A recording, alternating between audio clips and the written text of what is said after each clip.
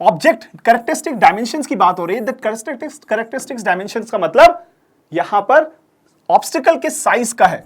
तो ratio of the size of the image हम easily calculate कर सकते हैं, लॉजिक मिल चुका है। सो म्यू का वैल्यू क्लियरली हमें √2 मिल रहा है। सो ऑप्शन सी हमारा मैच करना चाहिए। हम चेक करेंगे अपने आंसर को, क्या हमारा सी ऑप्शन मैच कर रहा है। वंडरफुल। हमने तो जेई क्रैक करने के लिए क्या चाहिए? Practice practice. जेई के अनलिमिटेड क्वेश्चंस की practice.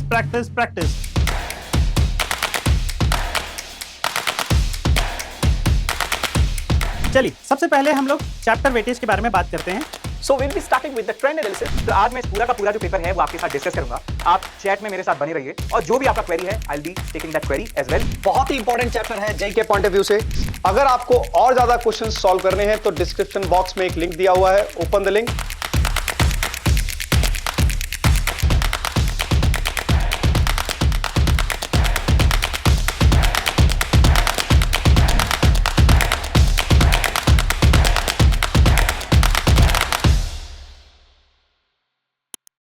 Hello students, welcome to extra marks JEE channel. So बच्चों, आज हम क्लास 12th के सबसे इंपॉर्टेंट चैप्टर रे ऑप्टिक्स के बारे में डिस्कस करने वाले हैं। ये चैप्टर सीबीएसई, जेई मेंस और जेई एडवांस में सबसे ज्यादा वेटेज रखता है, राइट? तो कहीं नहीं जाएंगे, पूरा हम फोकस करेंगे, फाइंड आउट करेंगे कि सबसे इंपॉर्टेंट चैप्टर का सबसे इंपॉर्टेंट टॉपिक कौन सा है और उस पर बेस्ड क्वेश्चंस को हम सबसे ज्यादा डिस्कस करने वाले हैं। Alright, so without wasting time सबसे पहले हम फाइंड आउट करते हैं कि लास्ट 5 इयर्स का ट्रेंड एनालिसिस क्या है, कौन से क्वेश्चंस किस टॉपिक से सबसे ज्यादा क्वेश्चंस आए। सो गाइस, आप देख सकते हो मैंने इस पूरे चैप्टर को 4 इंपॉर्टेंट टॉपिक्स में कैटेगराइज किया गया। Reflection, topic number 1, refraction from the plane surface, and TIR is the topic 2, and then we talk about reflection at curve surface, इसको टॉपिक 3 बोला, and reflection through prism and optical instruments, ये topic 4। ठीक है, तो अगर आप ध्यान से देखो तो आपको पता चलता है कि लास्ट 5 इयर्स में टॉपिक 1 का वेटेज 19% है, टॉपिक 2 का वेटेज 28% एंड टॉपिक 3 इज 41%। और सबसे कम वेटेज हमें दिखता है टॉपिक 4 का, जो कि रिफ्रैक्शन और ऑप्टिकल इंस्ट्रूमेंट्स का है। सो आपको यहां क्लैरिटी आ रहा है कि सबसे ज्यादा इस चैप्टर से सबसे ज्यादा अगर फोकस करने की जरूरत है वो हमारा टॉपिक 3 है। ठीक है, ऑलराइट, और इसी वेटेज, इसी परसेंटेज के बेसिस पर हम आज इंपॉर्टेंट चैप्टर्स को डिस्कस करने वाले हैं। और साथ में आपको क्या करना है guys, after learning all the concepts, आप डिस्क्रिप्शन में जाइए, वहां आपको ओपन टेस्ट, एक टैप एंड टेस्ट का लिंक मिलेगा, उस पर क्लिक करिए और अपनी लर्निंग को एनालाइज करिए। Isn't it? चलिए, सो स्टार्ट करते हैं without wasting time. So guys, अब हम देखते हैं हमारा नेक्स्ट टॉपिक क्या है। सो topic is reflection of light and mirror. ठीक है, और सबसे बेसिक कॉन्सेप्ट्स के बारे में हम सबसे पहले डिस्कस करेंगे कि रे ऑप्टिक्स की वैलिडिटी कब होती है।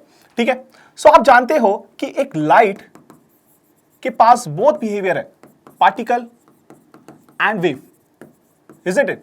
तो ये क्वेश्चन आपसे कह रहा है कि कब हमारी लाइट पार्टिकल की तरह बिहेव करेगा, इजंट इट? तो क्वेश्चन के ऑप्शंस हम देखते हैं फटाफट कि जो ऑब्जेक्ट कैरेक्टरिस्टिक डायमेंशंस की बात हो रही है, दैट कैरेक्टरिस्टिक्स डायमेंशंस का मतलब यहां पर ऑब्स्टिकल के साइज का है, the size of the obstacle, right? तो अगर ऑब्स्टिकल का साइज वेवलेंथ के इक्विवेलेंट होगा, अगर obstacle size is equivalent to the wavelength of the light, तो लाइट हमारा कैसा बिहेव करता है? लाइट कैसा बिहेव करता है आप जानते हो बच्चों, लाइट बिहेव्स एज वेव।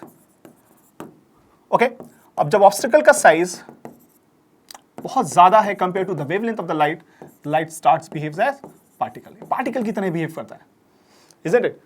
तो इसका मतलब क्या हुआ कि अगर आप कोई ऐसे ऑब्स्टिकल्स देख रहे हो, आप ऑब्स्टिकल्स का मतलब हो गया कि पार्टिकल का साइज या फिर कोई ओपन कर्वेचर, वो भी एक ऑब्स्टिकल की तरह बिहेव करता है, राइट? सो उसका साइज अगर वेवलेंथ के इक्वल होगा तो हमारा लाइट वेव की तरह बिहेव करेगा, और अगर ऑब्स्टिकल साइज बहुत ज्यादा है वेवलेंथ से तो पार्टिकल की तरह बिहेव करेगा। सो अगर हम ऑप्शंस को देखें, सो कौन सा ऑप्शन हमारा मोर करेक्ट है? The obstacle size of the same order as the wavelength of the light. नहीं जी, सेम ऑर्डर का नहीं होना चाहिए। Much smaller than the wavelength of the light, नहीं, स्मॉलर नहीं चलेगा, ग्रेटर चलेगा, right? Of the order of the 1 millimetre, much larger than the wavelength of the light, yes. अगर बहुत ज्यादा साइज है तो definitely light will behave as particle. So let's check our answer. Yes, answer D is the correct answer. ठीक है, तो इस chapter का सबसे फंडामेंटल कॉन्सेप्ट हमने पढ़ा कि लाइट कब पार्टिकल की तरह बिहेव करता है। सो आप देख सकते हो हम इस चैप्टर में, इस सीरीज में हम जो भी पढ़ने वाले हैं वो कंप्लीट चैप्टर को कवर अप करेगा, सारे कॉन्सेप्ट्स को कवर अप करेगा। आप प्रैक्टिस भी करेंगे, लर्न भी करेंगे। नोट डाउन करना है सारे इंपॉर्टेंट कॉन्सेप्ट्स को। Let's move to next question and see. क्या बढ़िया सा क्वेश्चन दिया हुआ है सर, जेईई मेंस 2023 का कॉन्सेप्ट है, प्लेन मिरर पर क्वेश्चन बेस्ड है। हमारे आज इस क्वेश्चन से प्लेन मिरर के कुछ कॉन्सेप्ट्स क्लियर होने वाले हैं, राइट। सो गाइस देखते हैं क्वेश्चन क्या कह रहा है। Two vertical plane mirrors A and B, तो मैंने इसको ए माना, इसको बी माना, are separated by distance 10 centimetre, इनके बीच का डिस्टेंस 10 सेंटीमीटर है। A point object O, this is a point object O placed at a distance 2 centimetre, you can see 2 centimetre from the mirror A. The distance of the second, ध्यान से सुनना है, the distance of the second nearest image behind mirror A, distance of the second image. Sir second image का मतलब क्या है?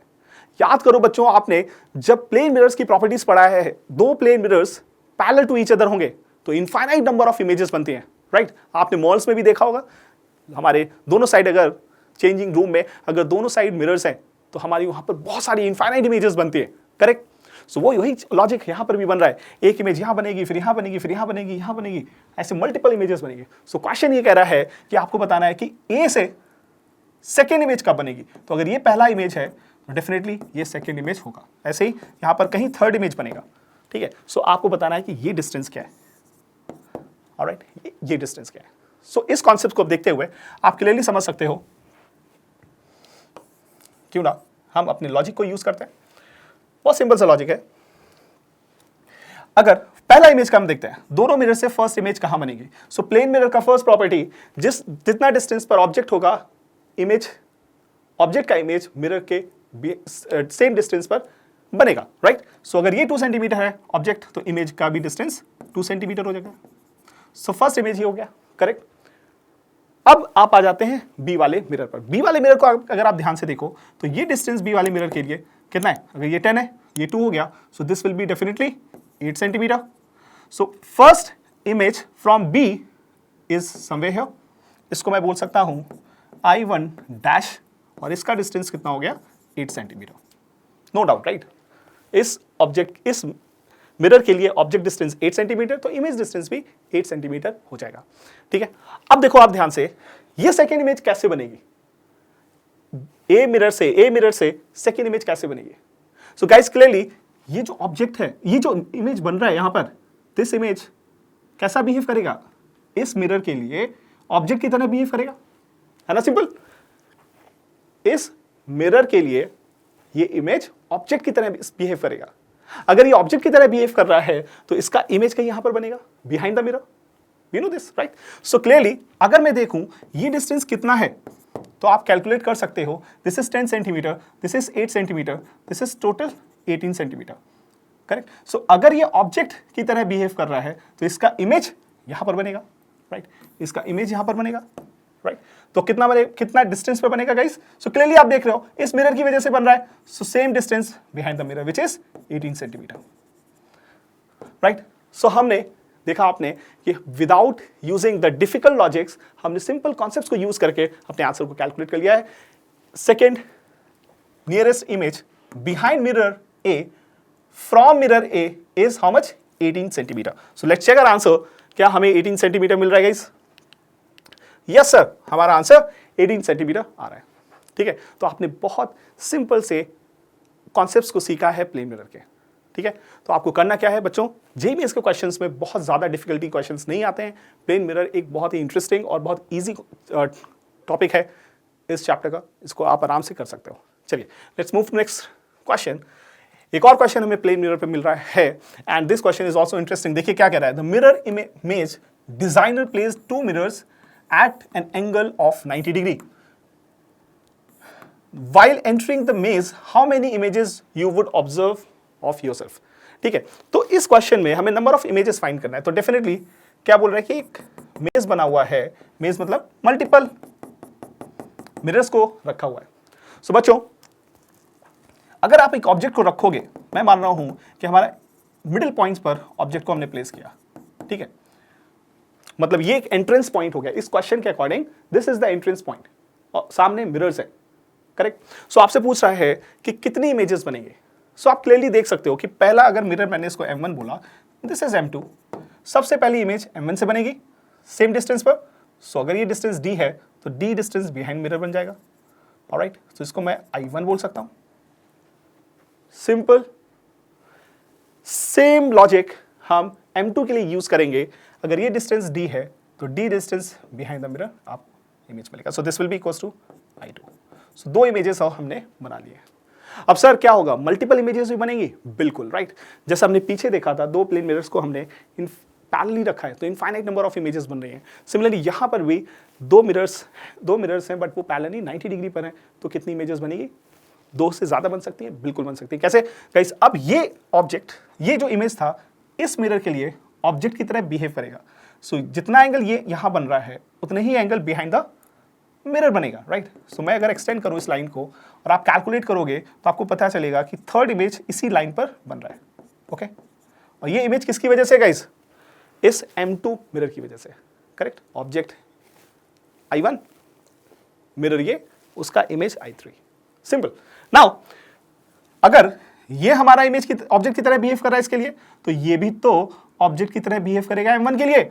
सो इसका भी इमेज बनेगा कहीं पर।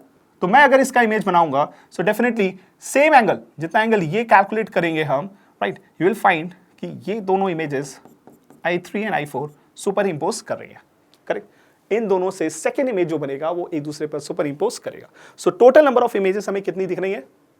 वैसे 4 हैं, लेकिन सुपर इंपोज होने की वजह से 3 दिखेंगे। टोटल 3 इमेजेस दिखेंगी। और हमें एक फॉर्मूला भी पता है that n is equals to, हमारे पास 360 by theta. Alright, theta value कितनी दी है? दोनों प्लेन एंगल्स के बीच के एंगल कितना है गाइस? आप इससे भी ध्यान रख सकते हो, कैलकुलेट कर सकते हो। 360 बाई 90 एंड दिस इज 4। अगर n का वैल्यू इवन है तो नंबर ऑफ इमेजेस हमारा कितना होता है? आप याद करिए फॉर्मूला, फटाफट याद करिए, कितना होता है? नंबर ऑफ इमेजेस इज, जो n की वैल्यू है उसमें से -1 कर देंगे हम, राइट। सो 4 - 1 कितना हो जाएगा? 3 हो जाएगा, करेक्ट, सिंपल। तो हमें दिख रहा है यहाँ पर कि हमारा इवन आ रहा है, इवन की वजह से हमें -1 करेंगे, so number of images n - 1 which is 3, है ना? सिंपल लॉजिक, बढ़िया, है ना? सो गाइस, ऐसे कॉन्सेप्ट्स को परेशान नहीं होना है, सिर्फ आप फॉर्मूलाज याद करिए, बेसिक कॉन्सेप्ट्स याद करिए, आप डेफिनेटली 4 मार्क्स गेन करेंगे, टेंशन ही नहीं है, राइट। चलो आगे बढ़ते हैं। So option C is matching with our answer. Let's move to next question. JEE mains 2025 का सबसे बढ़िया क्वेश्चन आपको मिलने वाला है और आपको खुद से ट्राई करना है। आप एक काम कर सकते हो, वीडियो को पॉज करो, एक बार इसको ट्राई करो, ठीक है? मजा आएगा आपको, जब मैं बताऊंगा तो आपको मजा आएगा, ठीक है? चलो देखो क्या कह रहा है क्वेश्चन में। So two identical objects are placed in front of a convex mirror and concave mirror having same radial curvature of 12 cm at same distance of 18 cm from the respective mirrors. The ratio of the size of the image formed by convex mirror and the concave mirror. दो mirrors दिए हुए हैं, ठीक है? दो mirrors है, एक हमारा कॉन्केव मिरर है, एक हमारा कॉन्वेक्स मिरर है। इन दोनों के सामने ऑब्जेक्ट रखा हुआ है सेम डिस्टेंस पर। मैंने इसका फोकल लेंथ f मान लिया, इसका भी फोकल लेंथ f मान लिया, राइट। और आपसे बोल रहा है कि इनके ratio of the size of the image पूछ रहा है। सो साइज ऑफ द इमेज निकालने के लिए हम मैग्निफिकेशन का कॉन्सेप्ट को यूज कर सकते हैं। यहाँ पर ऑब्जेक्ट डिस्टेंस कितना है गाइस? आप देख सकते हो, अगर रेडियस आपको 12 पर 12 दिया है, राइट, सो मैं यहाँ पर फोकल लेंथ को 6 मान सकता हूँ, इसका भी फोकल लेंथ 6 हो जाएगा, 6 centimetre. Object is placed at some distance, how much same distance 18 centimetre. So ये डिस्टेंस हो गया हमारा ऑब्जेक्ट का, u is equals to 18 centimetre and this is also, ठीक है? अब निकालना क्या है? इमेज डिस्टेंस नहीं निकालना है आपको, आपको निकालना है ratio of the size of the image. So अगर हम यहां पर साइज की बात कर रहे हैं, सो मैग्निफिकेशन की बात होगी, और मैग्निफिकेशन कैलकुलेट करने से बेटर है कि हमारे पास डायरेक्ट फॉर्मूला होना चाहिए। सो कैसे डायरेक्ट फॉर्मूला हम निकाल सकते हैं मैग्निफिकेशन का? सो देखिए गाइस, यहां पर क्लियरली वी नो कि हमारे पास लेंस और mirror formula 1/f equals to 1/v minus 1 plus 1/u, ये फॉर्मूला है, ठीक है?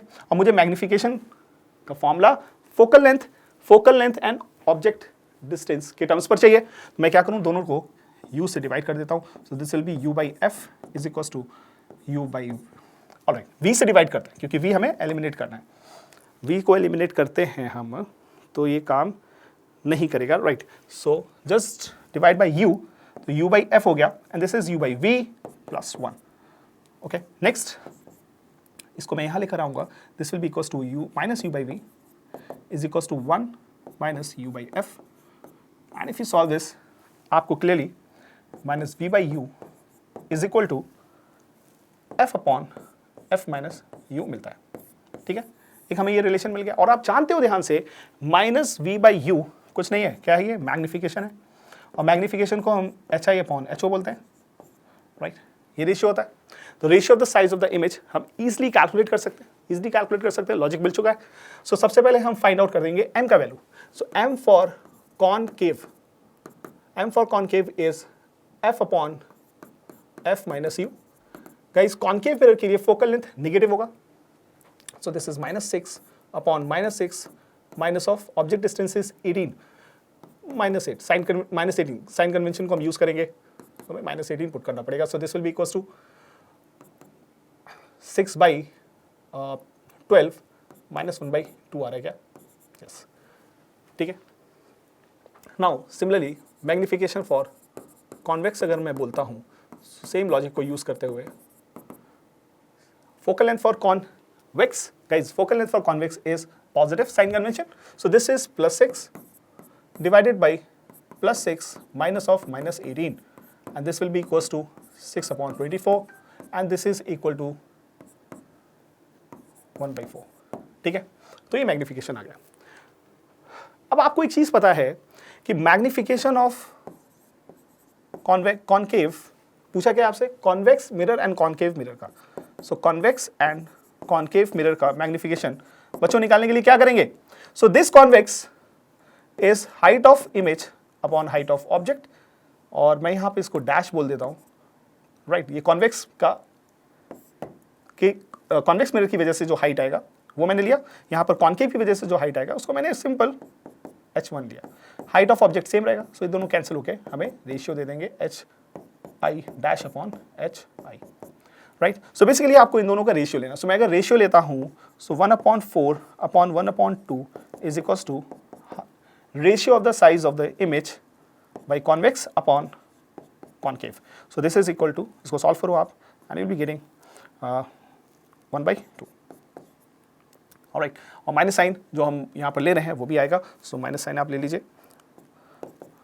बट रेशियो हमसे पूछा गया है, आप रेशियो चेक करिए, हो सकता है माइनस साइन ना हो बट कोई बात नहीं, हम मैग्नीट्यूड की बात कर रहे हैं, ठीक है। सो यस, ऑप्शन हमारा ए मैच कर रहा है, राइट। परफेक्ट, देख रहे हो आप, सिंपल लॉजिक, सिंपल कॉन्सेप्ट्स को हम यूज करके जेईई मेंस का अच्छा क्वेश्चन हम सॉल्व कर सकते हैं, राइट। आई होप आपने भी यही कैलकुलेट किया होगा, राइट। सो ध्यान देना है, क्वेश्चन सॉल्व करते टाइम इंपॉर्टेंट कॉन्सेप्ट्स को नोट डाउन करना है, उनको मार्क डाउन करना है, और साथ में कॉन्सेप्ट्स को अप्लाई कैसे कर रहे हैं इसको जरूर देखना है। चलिए मूव करते हैं नेक्स्ट क्वेश्चन पर guys. So now our next topic 2 is refraction at plane surface and TIR. What is TIR? It's total internal reflection. Correct. Now चलिए जेईई मेंस 2023 का आपके सामने नया फ्रेश एकदम ताज़ा क्वेश्चन आपके सामने है, और देखिए क्वेश्चन में क्या कह रहे हैं। बेसिक प्रॉपर्टीज ऑफ रिफ्रैक्शन पर बेस्ड एक क्वेश्चन है, राइट। इस क्वेश्चन में बोला गया कि monochromatic light wave with wavelength λ1 and frequency v1 in air enter another medium. तो एक काम करते हैं, लाइट को हम एक मीडियम से दूसरे मीडियम में एंट्री करा लेते हैं यहाँ पर। सो मैंने बनाया, ये एयर हो गया and this is medium, some medium, right. Light enter कर रहा है,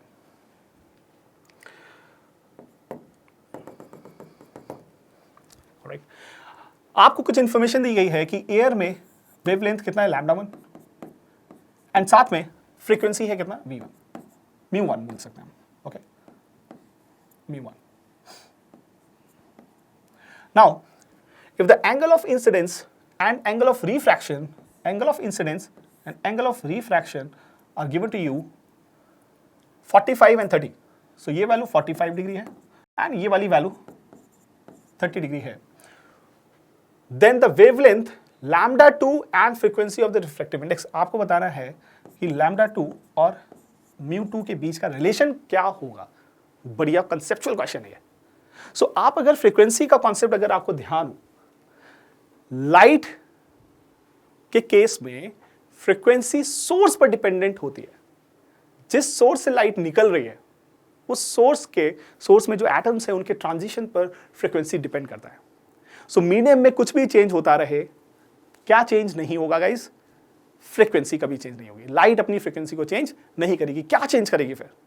we know the formula V is equal to F lambda. मैं अगर इस फॉर्मूले को देखूं ध्यान से, सो क्लियरली आपको दिख रहा है कि फ्रीक्वेंसी हमारा इंडिपेंडेंट है, राइट? फ्रीक्वेंसी हमारा अगर इंडिपेंडेंट है, so definitely wave, this is the speed of light in medium proportional to wavelength. ये दोनों चेंज होते रहेंगे। अगर वेवलेंथ बढ़ेगी तो स्पीड ऑफ लाइट भी बढ़ेगी और वाइस वर्सा, ठीक है? सो गाइस यहां पर आप क्लियरली देख सकते हो कि मैं अगर कुछ रिलेशन फाइंड करके स्पीड ऑफ लाइट का कुछ रिलेशन यहां से कैलकुलेट कर लूं तो मुझे वेवलेंथ का भी रिलेशन मिल जाएगा। और यही पूछा गया आपसे। So we can use the Snell's law. Snell's law क्या कहता है? That μ1 sin 45 is equal to μ2 sin 30। sin 45 is 1/√2 and μ1 is air, है ना? क्योंकि एयर के बारे में बोला गया तो मैं इसको एयर की रिफ्लेक्टिव इंडेक्स 1 मान सकता हूं। Is equal to μ2 sin 30 is 1/2. So clearly I'm getting the value of μ2 as √2. ठीक है? इस रिलेशन से हमें μ2 का वैल्यू मिल गया, मीडियम का रिफ्रैक्टिव इंडेक्स मिल गया। अब आप जानते हो कि रिफ्रैक्टिव इंडेक्स और स्पीड ऑफ लाइट के बीच में रिलेशन है। क्या है? याद करिए क्या है रिलेशन? आपने नोट्स में लिखा होगा that speed of light v is equal to c/μ। Correct? ये रिलेशन पता है। तो क्यों ना मैं इसी को यूज करके आंसर कैलकुलेट कर सकता हूं। So this will be equals to v1 upon speed of light in one medium upon v2 is equals to c by पहले वाले मीडियम का रिफ्लेक्टिव इंडेक्स 1 c बाई μ2, इसकी वैल्यू √2 डाल दिया। करेक्ट? आप इसको सॉल्व करोगे, this will be equals to √2। Correct? Simple. Now v1 upon v2 अगर आप ध्यान से देखो वेवलेंथ के डायरेक्टली प्रोपोर्शनल है, तो मैं इसको λ1 अपॉन λ2 लिख सकता हूं। Correct? And this will be equals to √2। So clearly मुझे λ2 की वैल्यू क्या मिल रही है? λ1/√2। सो अपने आंसर को हम चेक करेंगे क्या मैच हो रहा है। Yes, our answer is matching कि हमारा वेवलेंथ λ2 इज λ1/√2 एंड फ्रीक्वेंसी में कोई भी चेंज नहीं होगा मीडियम चेंज होने पर। राइट, वंडरफुल, बहुत बड़े हमने कॉन्सेप्ट सीखे रिफ्रैक्शन ऑफ लाइट के। चलिए मूव करते हैं नेक्स्ट क्वेश्चन पर गाइस। अब आपको एक क्वेश्चन मिल रहा है टोटल इंटरनल रिफ्लेक्शन। बहुत ही बढ़िया आपको इस टाइप के क्वेश्चंस मिलेंगे। साथ में आपको टोटल इंटरनल रिफ्लेक्शन पर फिश के क्वेश्चंस मिलते हैं। राइट, यहाँ पर फिश होती है और पूछा जाता है कि वो कितना सराउंडिंग आउटसाइड द मीडियम का एरिया देख सकती है। राइट, या फिर एक बल्ब रखा होगा, बोलेगा कि इसको पूरा कवर करने के लिए कितना हम एरिया ऑफ क्लॉथ यूज करें। अगर मैंने यहाँ पे एक बल्ब रखा है, कितना एरिया हम यूज करें क्लॉथ का, कोई भी लाइट रे बाहर ना आए।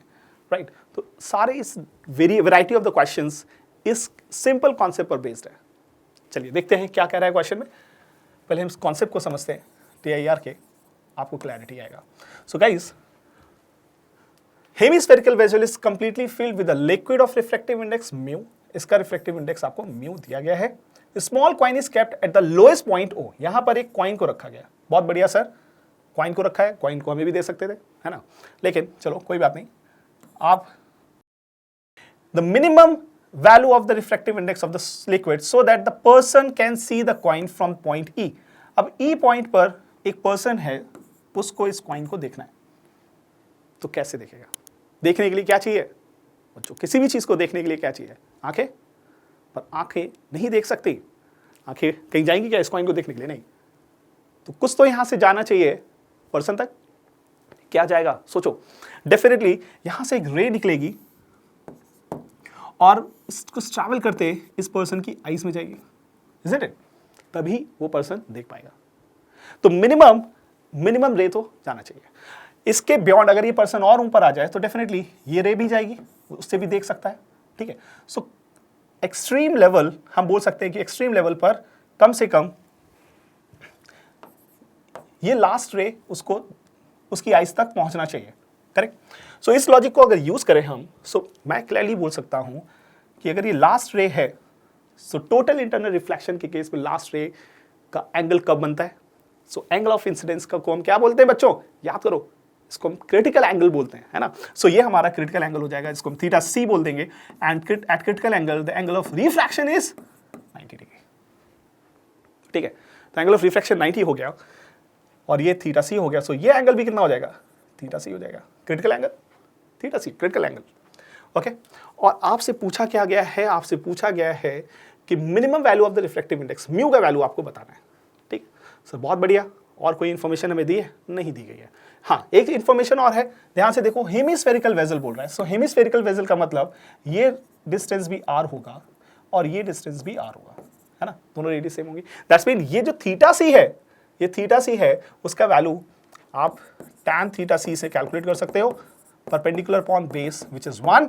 थीटा सी का वैल्यू यहां पर 45 आ गया, देखा आपने। अब थीटा सी 45 आ गया, आप क्रिटिकल एंगल का कॉन्सेप्ट यूज कर सकते हो या स्नेल्स लॉ लगा सकते हो इस पर।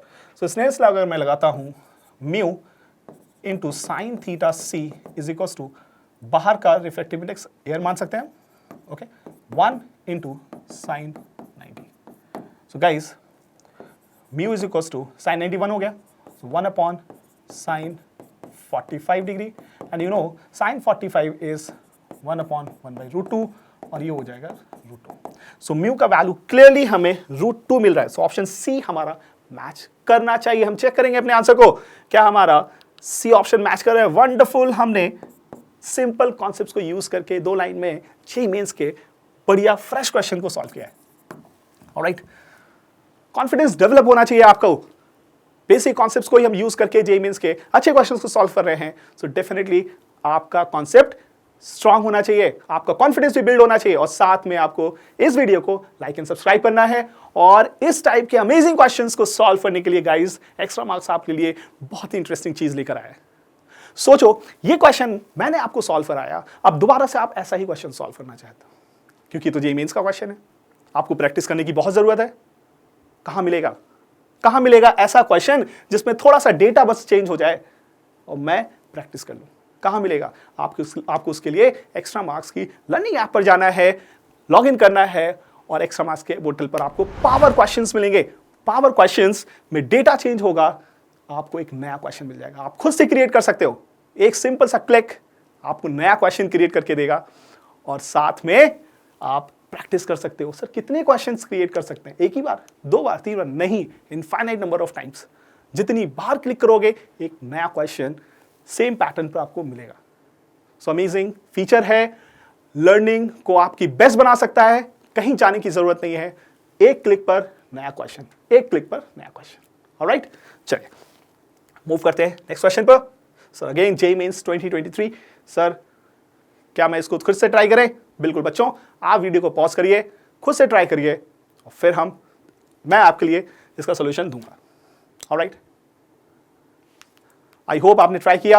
अब मैं आपके लिए क्वेश्चन सॉल्व करने जा रहा हूं। सो इस क्वेश्चन में आप ध्यान से देखो क्या कह रहा है कि ice cube has bubble inside when viewed from side of the apparent distance of the bubble it's 12 centimetre. So apparent depth पर बेस्ड ये क्वेश्चन है। इस क्वेश्चन को सॉल्व करने के लिए मैं क्या करूं, सबसे पहले क्यूब बना लेते हैं। फिजिक्स में अगर आप एक चीज पैटर्न ऑब्जर्व कर रहे हो, तो क्वेश्चन सॉल्व करने के लिए इमेजिनेशन बहुत जरूरी है ना, कि क्वेश्चन कह क्या रहा है, ये जो भी आपको सिचुएशन दी गई है वो सिचुएशन एक्चुअल में है कैसी। तो आपका इमेजिनेशन पावर स्ट्रांग होना चाहिए, और उसके लिए बच्चों आपका सबसे पहला काम हमेशा होना चाहिए, प्रैक्टिस के टाइम आप क्वेश्चन पढ़िए और उसको कोशिश करिए फिगर में कन्वर्ट करने का। ठीक है, तो मैं आपके साथ इस क्वेश्चन को पहले फिगर में कन्वर्ट करूंगा और फाइंड आउट करूंगा क्या हम फिगर से बहुत इजी क्वेश्चन सॉल्व कर रहे हैं। ठीक है, चेक करते हैं। So ice cube has a bubble inside when viewed from one side of the apparent distance of the bubble. Alright, so ये हमने एक क्यूब बना लिया, एक आइस क्यूब है, और मैं क्या करूंगा, मैं आपको ऊपर से देखूंगा एक बार इस बबल को, ये मेरी आई है, और एक बार नीचे से देखूंगा, राइट, और मुझे इस बबल का डिस्टेंस कहीं अलग दिखेगा। ठीक है, अलग पोजीशन पे ये बबल दिखेगा। आपको कुछ और इंफॉर्मेशन दी गई है, पहले उसको हम फटाफट फिगर में डाल लेते हैं। जो भी इंफॉर्मेशन यहां पर है, that the side of the apparent distance of the bubble is 12 centimetre. So ये डिस्टेंस जो है वो 12 centimetre. When viewed from the opposite side, the apparent distance of, okay, मैंने कुछ गलत दिखा, आप देखो ध्यान से, कह रहा है when viewed from one side of the apparent distance of the bubble is 12 centimetre. तो फर्स्ट यहां से ऑब्जर्व किया तो ये apparent distance कितना दिखा, दिस डिस्टेंस को मैं DA1 बोल सकता हूं, डिस्टेंस apparent। सो DA1 का वैल्यू क्वेश्चन में आपको 12 गिवन है, ठीक है, ये डिस्टेंस इस पॉइंट से। और अगर मैंने बॉटम से देखने की कोशिश किया तो ये डिस्टेंस मुझे कितना मिल रहा है, देखेंगे ये एपरेंट डिस्टेंस आपको दिया गया है, that apparent distance of the bubble is observed as 4 centimetre. So this is DA2 is equals to 4 centimetre. Now if the side of the ice cube is 24 centimetre, अगर ये साइड हमारी 24 centimetre है, आपको बता रहा है कि if the side of the ice is 24 cm, the refractive index of the ice cube, ठीक है, आइस क्यूब का रिफ्रैक्टिव इंडेक्स। देखो कितना प्रैक्टिकल तरीका है रिफ्रैक्टिव इंडेक्स कैलकुलेट करने का, है ना, कि बस दो जगह से हमने डिस्टेंस कैलकुलेट किया, एक्चुअल डिस्टेंस और actual length of the cube हमें पता है, हम यहां से refractive index of the cube find कर सकते हैं by using the concept of apparent depth. और एपरेंट डेप्थ का कॉन्सेप्ट क्या कहता है guys, that DA is equal to actual depth upon refractive index, right. So मैं एक्चुअल डेप्थ को म्यू टाइम्स ऑफ DA बोल सकता हूं, isn't it? Now, by using this concept, मैंने ये एक्चुअल डिस्टेंस को, एक्चुअल डिस्टेंस D1 बोला, इसको मैंने D2 बोला, isn't it? So D1 plus D2 is equals to 24 centimetre लिख सकते हैं। ये क्या है, ये actual distance from top, correct. So इसका एपरेंट के टर्म्स में क्या हो जाएगा, relation mu into DA1 plus mu into bottom से कितना हो जाएगा DA2 is equal to 24 centimetre. बहुत ध्यान से देखने की जरूरत है बच्चों, इसको मैं एक लाइन में सॉल्व करने वाला हूं, राइट। नाउ म्यू कॉमन हो गया। अब आप देखो एपरेंट डेप्थ आपको क्वेश्चन में कितना दिया है, 12 सेंटीमीटर, दिस इज 4 सेंटीमीटर, 12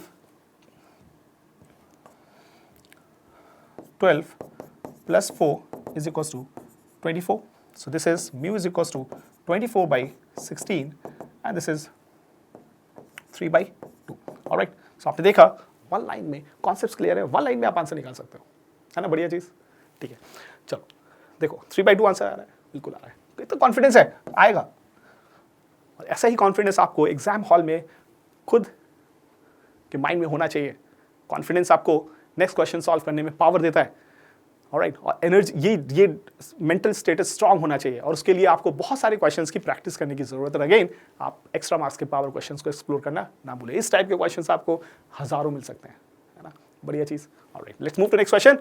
और नेक्स्ट टॉपिक, हम टॉपिक 3 पर आ चुके हैं और हमारा one of the most important topic of JEE Mains, है ना। इस चैप्टर का सबसे इंपॉर्टेंट टॉपिक हमारा refraction at curve surface and lenses है। और जेईई मेंस का नया फ्रेश ताज़ा क्वेश्चन आपके लिए इस टॉपिक से आया है और बहुत बढ़िया क्वेश्चन है, लेकिन ध्यान से समझने की जरूरत है इसको। मैं, अगर आप मेरे से पूछो सर इसको मैं किस कैटेगरी में रखूं, तो मैं इसको डिफिकल्ट कैटेगरी में रखूंगा। क्योंकि इस टाइप के क्वेश्चन जेईई मेंस का तो डिफिकल्ट है, बट जेईई एडवांस में भी ऐसे क्वेश्चंस बहुत बार आए, ठीक है। तो मेंस में भी एडवांस के क्वेश्चंस रिपीट होते हैं गाइस। मैं आपको एक टिप देता हूं, आपको क्या करना है, आप मेंस के डिफिकल्ट क्वेश्चंस को अगर करना चाहते हैं, अपनी और लर्निंग को स्ट्रांग करना चाहते हैं, तो आप जेईई एडवांस के इजी क्वेश्चंस को जरूर सॉल्व करें, एग्जाम से पहले करके जाएं। एंड बिलीव मी, आपको 10 से 15% ऑफ द पेपर एडवांस के क्वेश्चंस में मिलेगा। और ये भी क्वेश्चन कहीं ना कहीं एडवांस के पेपर से ही निकाला हुआ है। ऑलराइट, चलिए देखते हैं बढ़िया क्वेश्चन इस साल का क्या कहता है कि the thin plano convex lens made of refractive index 1.5 is immersed in a liquid of refractive index 1.2 when the plane side of the lens is silvered. So आपके पास, पहले हम देख लेते हैं फर्स्ट लाइन में क्या बोल रहा है कि एक थिन प्लेनो कॉन्वेक्स लेंस है। So हमने थिन प्लेनो कॉन्वेक्स लेंस बनाया, right, plano convex lens of refractive index 1.5, इसका रिफ्रैक्टिव इंडेक्स आपको 1.5 दिया हुआ है। Immersed in a liquid of refractive index 1.2, इसको हमने डाल दिया एक लिक्विड के अंदर। When the plane side of the lens is silvered, इसकी प्लेन साइड को हमने सिल्वर कर दिया। Coated for the complete reflection the lens emerged in the liquid behaves like a concave mirror. अब ये इसको जब लिक्विड के अंदर डाला, ठीक है, एक लिक्विड के अंदर हमने इसको डाला, उसके बाद ये कैसा बिहेव करने लगा, ये पूरा सेटअप जो है वो मिरर की तरह बिहेव कर रहा है। The complete setup starts behaving as a mirror, ठीक है। Now you have to find out, अच्छा मिरर की जो फोकल लेंथ दिया हुआ है that is 0.2, the radius of curvature of the curve surface of the lens.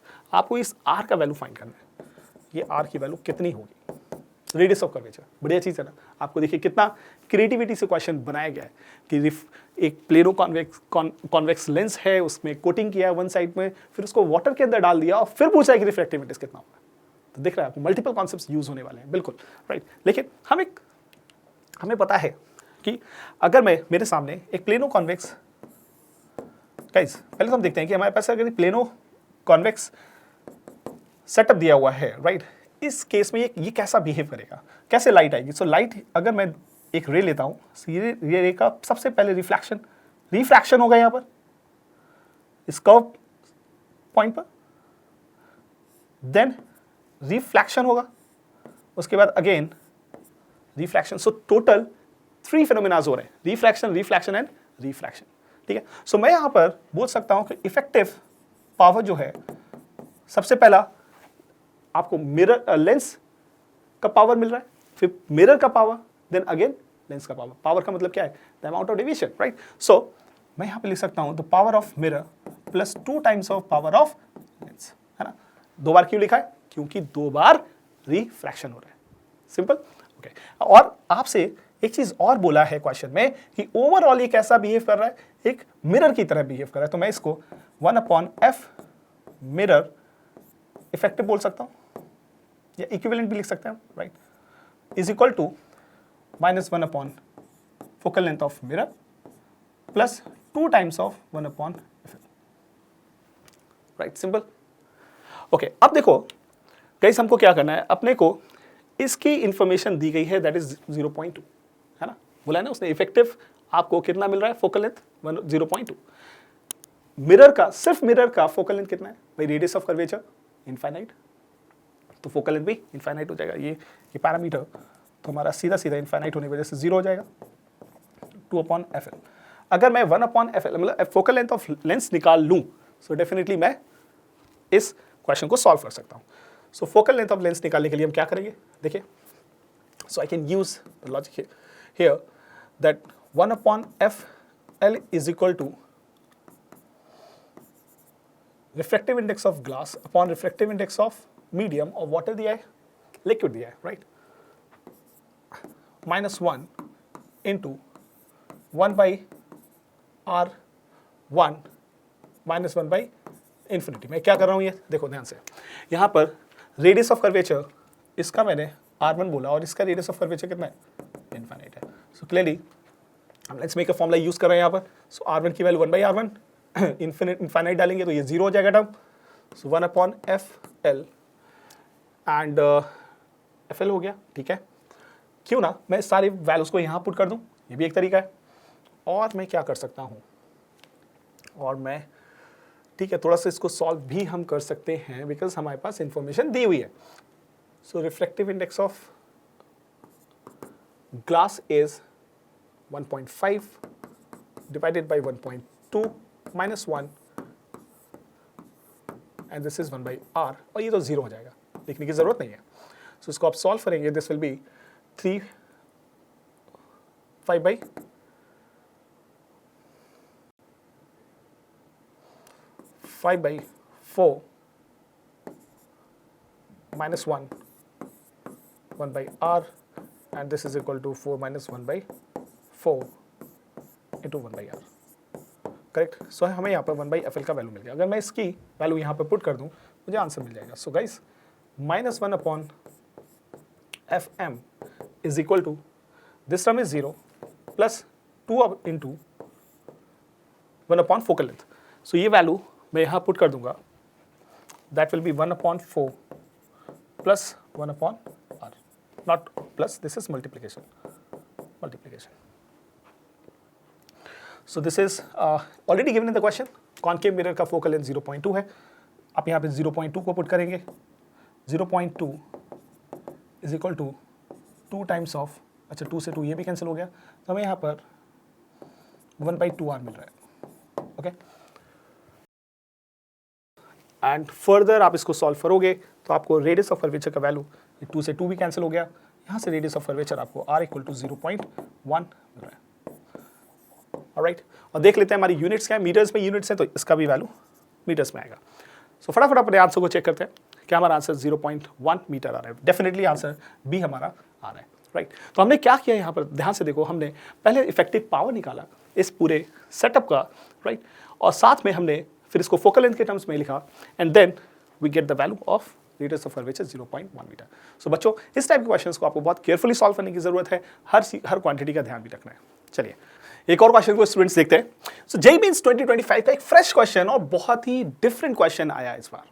और क्वेश्चन क्या कह रहा है, देखो ध्यान से, क्वेश्चन कह रहा है कि एक हमने कॉन्वेक्स लेंस को लिया हुआ है, इसके सामने एक स्लांट ऑब्जेक्ट को रखा है, स्लांट मतलब एक किसी एंगल पर इंक्लाइंड ऑब्जेक्ट को रखा है, वर्टिकली नहीं रखा है, राइट, किसी एंगल पे रखा है, और एंगल कितना है, दैट इज अल्फा, ठीक है।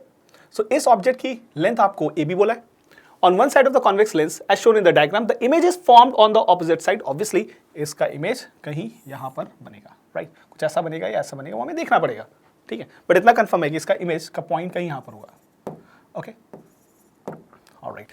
Now you have to find out कि इमेज किस एंगल पर बनेगी, है ना, बढ़िया क्वेश्चन, कि ऑब्जेक्ट को किसी एक एंगल पर कर दिया और आपसे पूछ रहा है इमेज किस एंगल पर बनेगी।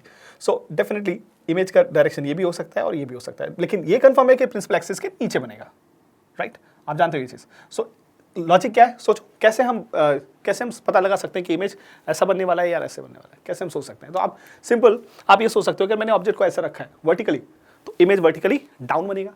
अगर मैंने ऑब्जेक्ट को हॉरिजॉन्टल और along the principal axis रखा है, सो इमेज प्रिंसिपल एक्सिस पर बनेगा, right. So the region of इसके ऑब्जेक्ट के मूवमेंट का अगर रीजन ये है, सो इमेज के मूवमेंट का रीजन इसके बीच में ही होगा, करेक्ट। तो इस केस में जब हम एंगल अल्फा पर है, सो डेफिनेटली इमेज कहीं यहाँ पर एंगल बीटा पर होगा, राइट, बोल सकते हैं ये चीज, ओके। और यही एंगल बीटा आपको फाइंड आउट करना है, राइट।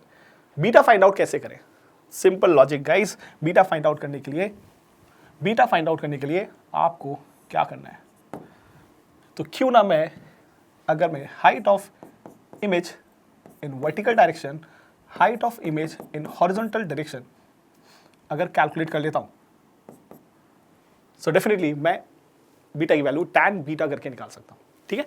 चलिए इसी लॉजिक को हम यूज करेंगे to calculate the unknown parameter. सबसे पहले मैं अगर ऑब्जेक्ट डिस्टेंस कैलकुलेट कर लूं तो मेरे लिए बहुत आसान हो जाएगा, सॉरी इमेज डिस्टेंस कैलकुलेट कर लूं, दैट इज v। आपको क्वेश्चन में f दिया है, ऑब्जेक्ट डिस्टेंस u दिया है, क्या हमारे पास कोई ऐसा रिलेशन है जिससे मैं डायरेक्टली v का वैल्यू निकाल सकता हूं? बिगर डेफिनेटली आप निकाल सकते हो, है ना, और कुछ है इंफॉर्मेशन नहीं है। चलो सो देखते हैं हम यहाँ पर, मैं अगर डायरेक्ट मिरर फॉर्मूला या मैग्निफिकेशन को यूज करता हूँ, m is equals to f upon f plus u, so यहाँ से मुझे मैग्निफिकेशन कितना मिलेगा,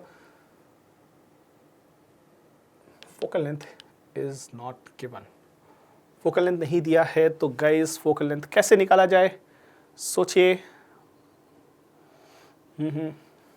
ओके, ये फोकल लेंथ हमें दिया हुआ है क्वेश्चन में, this is f equal to 20 centimetre. यहाँ मैं वैल्यूज पुट करूंगा, f का value focal length of convex lens is positive plus 20। Now guys the object distance is negative, ये हमारा -30 होगा, right. So using the sign convention, so यहाँ से मुझे मैग्निफिकेशन कितना मिल रहा है, it is 1/2/10 -2, right. So magnification of convex lens इस केस में हमें कितना मिला, -2। मैं इसी को यूज करके ऑब्जेक्ट डिस्टेंस भी कैलकुलेट कर लूंगा, जिसकी हम बात कर रहे थे यहाँ पर। मैं object distance image distance calculate कर लूंगा, v की वैल्यू। So we know the logic that m is equals to -v/u which is -2। अच्छा, लेंस के केस में प्लस है, सो v का वैल्यू हो गया हमारा -2 टाइम्स ऑफ u का वैल्यू 30 है, -30, सो this is 60। So image distance 60 centimetre हमने कैलकुलेट कर लिया है, बढ़िया सर, है ना। v का वैल्यू फाइंड कर लिया। अब क्या करें, हमें hi और ho फाइंड करना है, तो क्यों ना मैं मैग्निफिकेशन के कॉन्सेप्ट को यूज करके वर्टिकल हाइट तो कैलकुलेट कर ही सकता हूं। ये vertical height of object and vertical height of image, ये तो कैलकुलेट हम अपने सिंपल मैग्निफिकेशन के कॉन्सेप्ट से भी कर सकते हैं।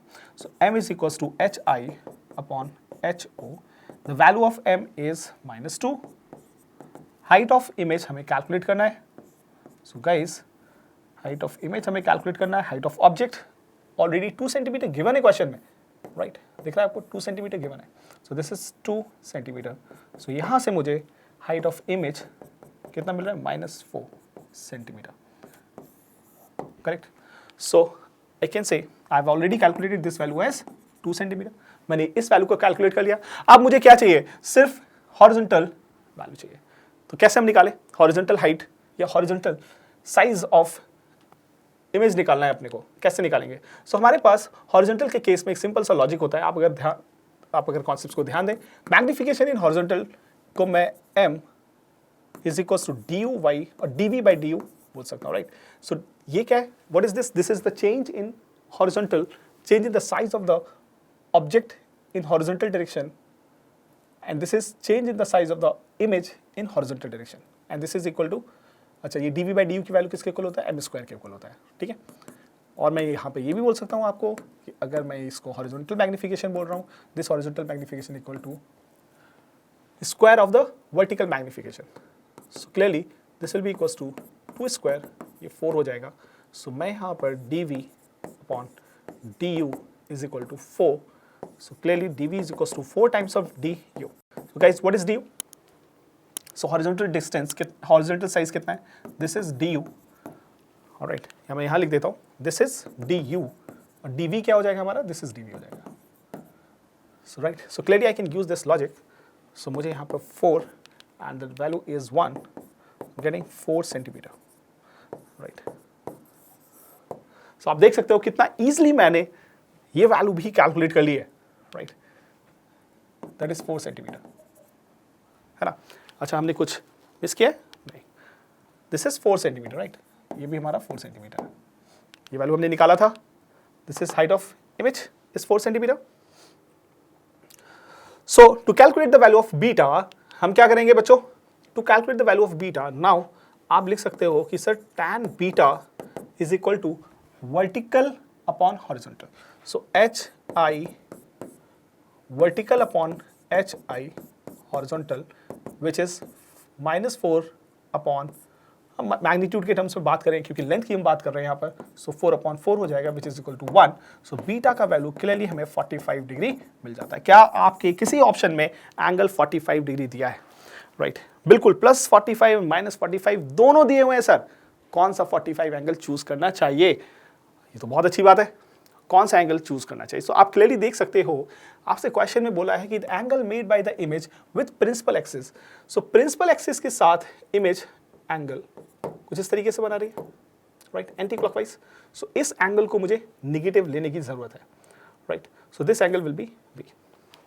चेक करते हैं अपने आंसर को, यस ऑप्शन बी हमारा करेक्टली मैच हो रहा है, ऑलराइट। तो आप देख सकते हो कि सिंपल कॉन्सेप्ट्स को यूज करके हमने यहाँ पर इस डिफिकल्ट क्वेश्चन को सॉल्व किया है।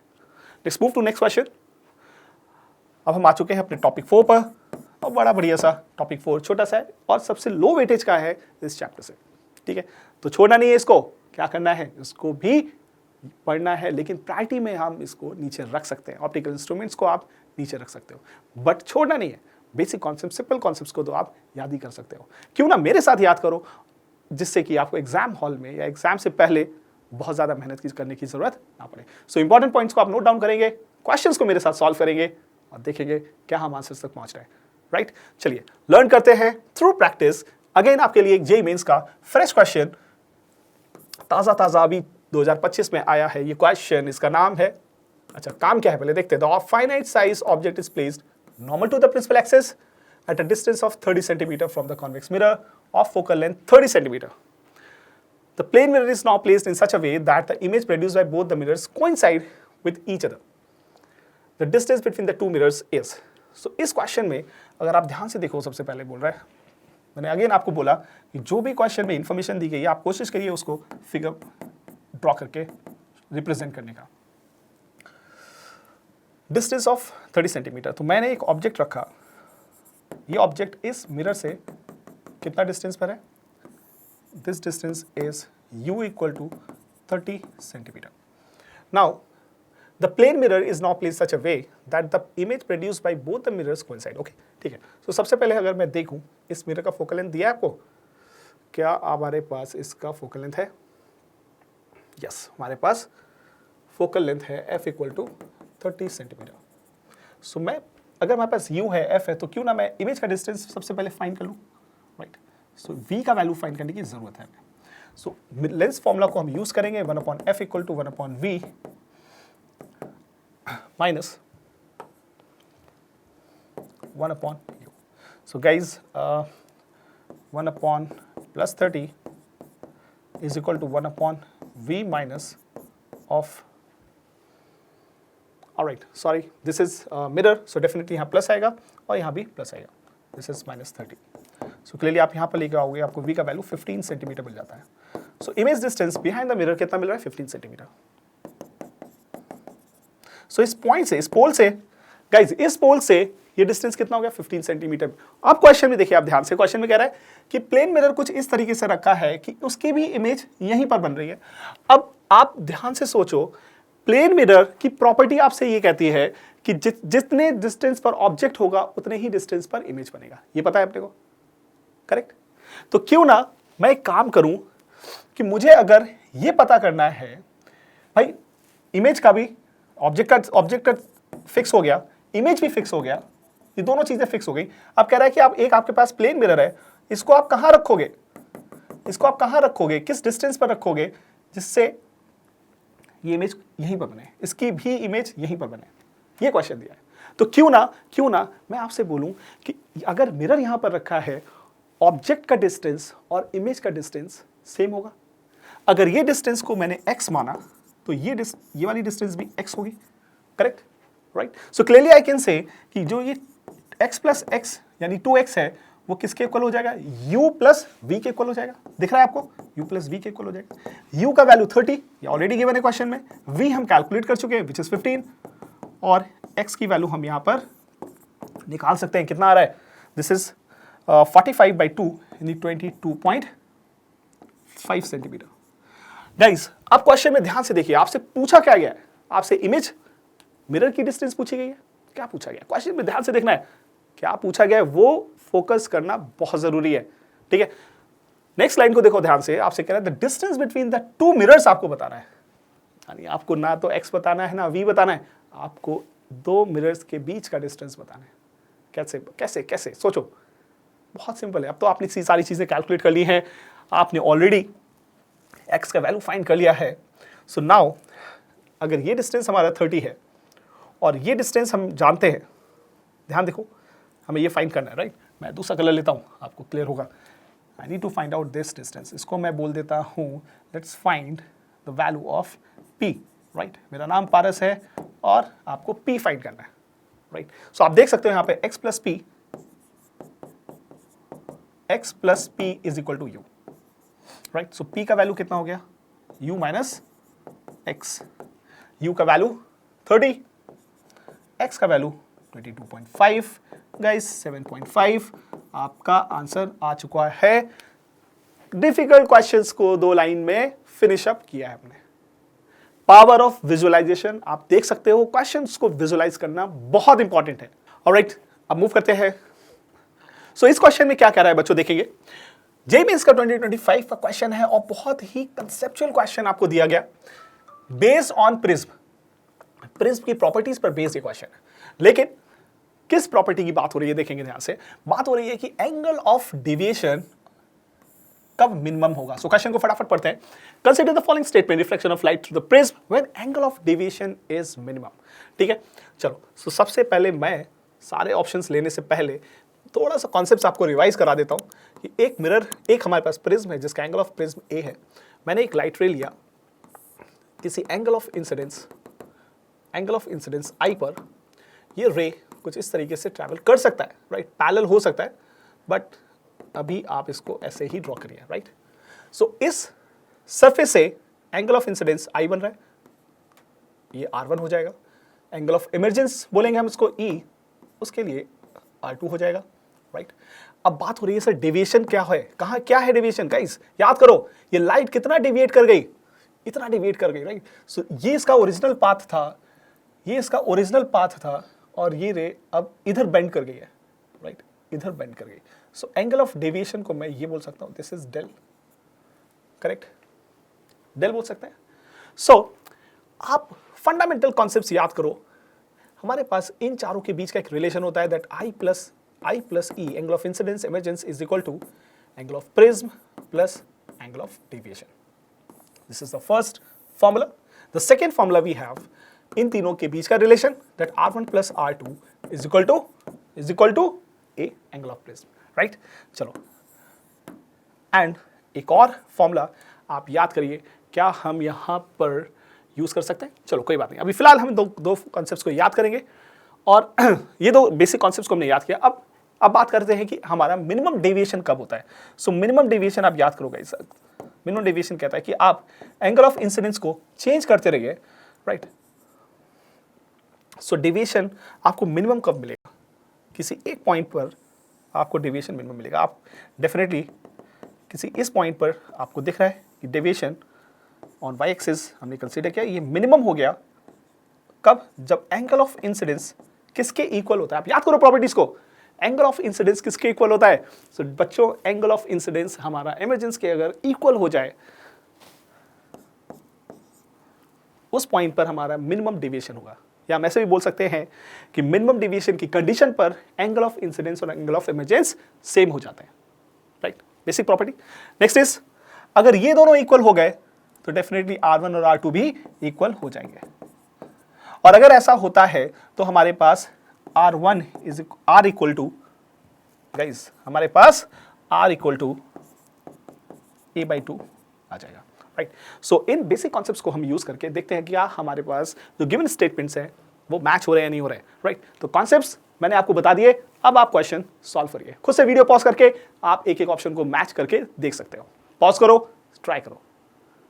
Alright, than welcome back. अब मैं आपके लिए क्वेश्चन सॉल्व करता हूं और देखते हैं आपने कितने ऑप्शंस को सही चूज किया है। So guys, first statement is the refracted ray inside the prism become parallel to the base. बिल्कुल राइट, अगर एंगल ऑफ इंसिडेंस और एंगल ऑफ इमर्जेंस इक्वल हो जाएंगे तो light ray parallel to the रे जो है प्रिज्म के अंदर पैरेलली मूव करेगी, correct. So first statement is 100% correct.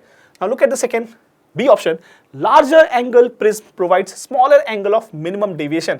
जितना ज्यादा ए का वैल्यू होगा उतना कम एंगल ऑफ डेविएशन होगा। ऐसा जरूरी है, उतना कम मिनिमम एंगल ऑफ डेविएशन होगा, ये बोल रहा है। नहीं, ऐसा नहीं होता है।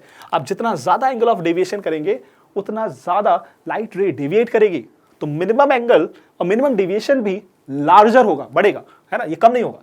यहां पर क्या होना चाहिए, लार्जर होना चाहिए। Okay, so this statement wrong हो गया। सी देखेंगे, the angle of incidence and angle of emergence becomes equal. Definitely angle of incidence and angle of emergence हमारे इक्वल हो जाते हैं। So C option is also correct. There are always two sets of angle of incidence for which deviation will be same except at minimum deviation setting. So आप इस graph को देखो, minimum deviation के point को छोड़कर हर एक point पर, हर एक डेविएशन पर आपको दो एंगल्स मिलते हैं। यही स्टेटमेंट कह रहा है ना, दो एंगल मिल रहे हैं, सिर्फ आप मिनिमम डेविएशन की सेटिंग को छोड़ दीजिए। परफेक्ट, ऑप्शन डी हमारा सही कह रहा है। अब ऑप्शन ई पर आ जाते हैं, that angle of refraction becomes double. Angle of refractions become double of prism angle. Angle of refraction becomes double नहीं हो रहा है, half. Angle of refraction becomes half of angle of prism. Correct, आप देख सकते हो ये प्रॉपर्टी, देख रहे हो। तो कॉन्सेप्ट्स हमारे यहाँ पर स्टेटमेंट्स के फॉर्म में कन्वर्ट कर दिए, रहने की क्या जरूरत, फटाफट देखो, सॉल्व करो, राइट। सो ये हमारे स्टेटमेंट भी गलत हो गया। So option A C D, option A C D choose करिए। कहाँ पर मिल रहा है हमें, ऑप्शन ए में ही ACD मिल रहा है, राइट। सो ए ऑप्शन हमारा मैच कर रहा है। सो क्लियरली हम बोल सकते हैं यहाँ पर, yes sir, option A is the correct answer, isn't it. बढ़िया, चलो जेईई मेंस का 2025 फ्रेश क्वेश्चन आपने सॉल्व किया है, एंड मुझे लगता है सभी लोगों ने खुद से कोशिश करके बढ़िया सही आंसर निकाला होगा। ठीक है, चलिए अब आगे बढ़ते हैं नेक्स्ट क्वेश्चन पर। एक क्वेश्चन जेईई मेंस 2023 का सिंपल सा क्वेश्चन है, और इसको लेकिन समझने की जरूरत है। क्या कह रहा है देखिए, the scientist is observing bacteria through compound microscope for better analysis to improve its resolving power he should and you have 4 options, ठीक है। So resolving power of compound microscope की बात कर रहे हैं। So resolving power of compound microscope guys याद करो आप फॉर्मूला, आप सिंपल फॉर्मूला हम यूज करते हैं the 2 mu sin theta upon lambda, right, correct. और ये हमारा sin थीटा क्या है, सो आप याद करिए, तो न्यूमेरिकल अपर्चर होता है लेंस का, वो इक्विवेलेंट होता है किसके, sin थीटा के, प्रोपोर्शनल टू sin थीटा होता है, राइट। चलिए इस कॉन्सेप्ट को हम यूज करेंगे टू सॉल्व दिस प्रॉब्लम, ठीक है। सो नाउ आप देखिए ध्यान से, पहला स्टेटमेंट कह रहा है the increase the wavelength of the light, हमें रिजॉल्विंग पावर को बढ़ाना है, राइट, इंप्रूव करना है। तो क्या हमें वेवलेंथ को बढ़ाने की जरूरत है, बिल्कुल नहीं सर। आप अगर रिजॉल्विंग पावर बढ़ाना चाहते हो तो वेवलेंथ को कम करना होगा। क्वेश्चन में क्या दिया, इंक्रीज करना है, नहीं करना है, ये गलत हो गया, उल्टा दे दिया, राइट। सेकेंड देखिए B, increase the refractive index of the medium between the object and the objective distance, क्या ऐसा करने से हमारी रिजॉल्विंग पावर बढ़ेगी। देखो resolving power proportional to refractive index, refractive index को हम बढ़ाएंगे, हम रिफ्रैक्टिव इंडेक्स को बढ़ाएंगे तो क्या हमारा रिजॉल्विंग पावर बढ़ेगा, बिल्कुल डायरेक्ट प्रोपोर्शनल बढ़ेगा। नेक्स्ट आते हैं सी पर, decrease the focal length of the eyepiece, focal length of the eyepiece. अब आईपीस के फोकल लेंथ का कोई भी डिपेंडेंसी आपको दिख रहा है रिजॉल्विंग पावर, नहीं सर हमें तो नहीं दिख रहा। लेकिन अगर मैं कर भी देता हूं फोकल लेंथ को कि डिक्रीज कर देता हूं फोकल लेंथ को, तो उससे होगा क्या। सो बच्चों जब हम focal length of eyepiece decrease करते हैं उस टाइम मैग्निफिकेशन पर इफेक्ट आता है। मैग्निफिकेशन के फॉर्मूला आपने पढ़े, वो focal length of eyepiece and focal length of objective lens पर डिपेंड करता है। उसको चेंज करने से मैग्निफिकेशन चेंज होगा, रिजॉल्विंग पावर पर कोई भी डिफरेंस नहीं आएगा। Next is decrease in the diameter of the objective lens. अब ध्यान से सुनो आप, अगर आप डिक्रीज करोगे diameter of the objective lens, diameter को हम छोटा करते हैं तो न्यूमेरिकल अपर्चर छोटा हो गया। अब न्यूमेरिकल अपर्चर अगर छोटा हो गया मतलब ये फैक्टर हमारा इंपैक्ट करेगा, राइट। अगर ये फैक्टर हमारा डिक्रीज कर रहा है क्योंकि हमने इसको डिक्रीज किया, ये डिक्रीज हुआ तो ये डिक्रीज हुआ, अगर ये डिक्रीज हो रहा है तो ये भी तो डिक्रीज होगा, डायरेक्ट प्रोपोर्शनल है, राइट। हमें डिक्रीज नहीं करना है, हमें रिजॉल्विंग पावर बढ़ानी है, बेटर करनी है, ऑलराइट। सो ये ऑप्शन भी गलत हो जाएगा। So option B is the most correct option from all these given options, right. Let's check our answer, क्या हमारा आंसर भी मैच कर रहा है, परफेक्ट 100% मैच कर रहा है। सो बच्चों बेसिक कॉन्सेप्ट्स को आपको स्ट्रांगली होल्ड करने की जरूरत है, राइट। और मुझे पता है आपको बहुत मजा आ रहा है इस तरीके की सीरीज के क्वेश्चंस को सॉल्व करने के लिए। चलिए so with this we have reached to the end of the session. अब हम आज के लेक्चर के एंड पे पहुंच चुके हैं। आपने बहुत सारे क्वेश्चंस को सॉल्व किया, बहुत सारे कॉन्सेप्ट्स को लर्न किया है। करना क्या है, अपनी लर्निंग को फिर से टेस्ट करना है। क्या करना है गाइस, सीधा जाइए, एक नीचे डिस्क्रिप्शन में आपको एक लिंक अवेलेबल है, उसको क्लिक करिए, टैप एंड टेस्ट ओपन होगा एक्स्ट्रा मार्क्स का, लॉगिन कर फटाफट उस पेपर को सॉल्व करिए। आपको रियलाइज होगा आपने बहुत कॉन्सेप्ट्स को बिल्डअप किया है, आपने बहुत कुछ लर्न अप किया है, right. And don't forget to find out power questions को भी आप एक्सप्लोर करिए एक्स्ट्रा मार्क्स की अमेजिंग लर्निंग ऐप पर। आपकी प्रिपरेशन को स्मार्ट, स्मूथ और एफिशिएंट बनाने के लिए एक्स्ट्रा मार्क्स लर्निंग ऐप पर जाना ना भूलें। थैंक यू एंड मिलते हैं नेक्स्ट चैप्टर में। सी यू।